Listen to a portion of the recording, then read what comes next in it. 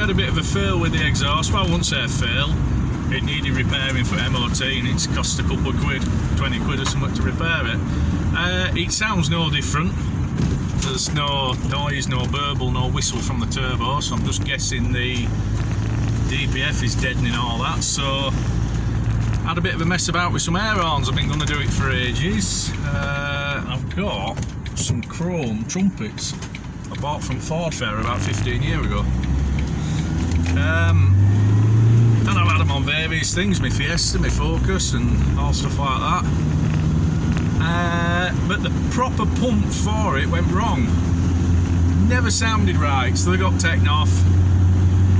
Anyway, through having now what we've got is 2 pumps, 2 relays, a couple of diodes and a 2-way toggle switch. So if you use the, put the window down, so you can see, look, 2,500 revs, you can't hear exhaust.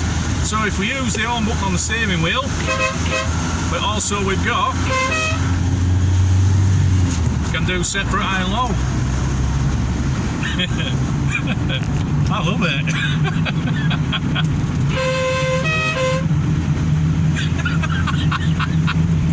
I am the world's biggest kid, I'll admit it.